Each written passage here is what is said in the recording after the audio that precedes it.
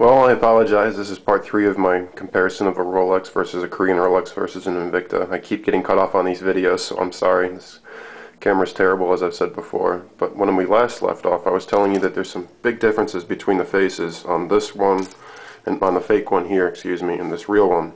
My real one versus my dad's knockoff Korean. Problem is, this camera's so bad that I can't really show you. But what I can tell you is, for some reason, and I've noticed it a lot on the fakes, is that the printing is thicker than it needs to be. On a real Rolex, the lettering and everything is thin. It's not bulky. It's perfect. I mean, it's the only way to put it. It's very crisp. It's very easy to read, and it's not overly bulky. Whereas this thing, it almost, I mean, I can't really show you for some reason, but everything, all the printing on it compared to a real one is too thick.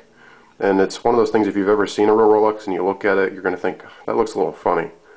But the biggest thing that I've noticed that's wrong on this face, well, you can't really tell, is that the date fonts are wrong. Let me see if I can find a good date to show you. But the date fonting on this is terrible.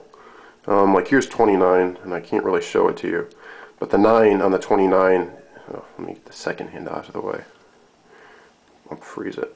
The 29, the 9 of the 29, and it happens on the 6s, a couple other numbers, is not completely tied together. I mean, it's not connected. It's an open space between the lower part of the 9 where it connects to the back part of the 9. Whereas on a real Rolex, the 9, I mean, I'm showing you 4 right now, but on a real, I don't want to screw my date up, but on a real Rolex, for example, the 9 would be completely connected. There wouldn't be any breaks in the 9. Or in a lot of any of the other numbers and stuff. There's several on this one where the date font, the numbers have openings in them, which would never be there on a real Rolex. To my knowledge, at least not on the Submariners. So like I just passed the 6, here's another 9. You can see it's not completely connected, hopefully, if I can show it right. So that's incorrect. I'm not entirely sure because I'm not familiar with the newer models, but I think the luminous dot at the top seems a bit oversized to me. The one on my real one it's hard to tell. It's not quite as big as that. It kind of fits into a smaller little round surrounding, where this is just kind of has nothing around it. It's just a big dot stuck in the middle of the triangle. So that's wrong as well. This does have a working diver's extension, which is rare for a fake. Fortunate thing is my dad has it pulled all the way out to the end here. See, what really should work is, you gotta press here. The way this is supposed to work is the bracelet's supposed to be held up to about here in the back part of the clasp, and this part here, there's a little notch here, and that folds over. I can't show it to you. It snaps in like this. You're supposed to be able to press here and pop it out, but my dad's got his wrist so big that he's got it oversized, and it's hard to show you exactly.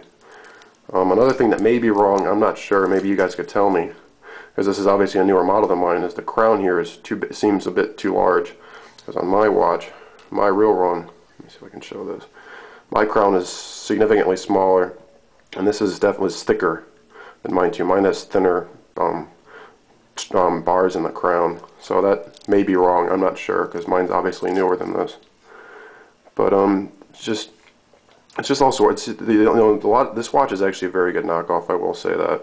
If you didn't know a lot about Rolexes, I don't think you'd have a hard time being told that, or to believe that this is a real one. You have to know your Rolexes pretty well to know that this is a knockoff. And the other thing is, obviously, the fake ones all have the gold that rubs off. So my dad quit wearing this because the gold's starting to come off. So that makes me happy because I'm starting to hate fakes, because you get a real one, it's like everybody has fakes, now it annoys you. But the date font actually on this is pretty good too. It's hard to tell. It's actually almost as good as the real one. I mean, it's hard to tell because the reflection. Mine is still, the real one obviously is slightly bigger still. Mine completely fills the window. This one you can see a little bit of top of the date and a little bit at the bottom of the date. But it's still pretty good for a knockoff. So overall, that's it. The only real way to tell the difference on these is, date font's definitely really wrong on this. The printing on mine was not as thick.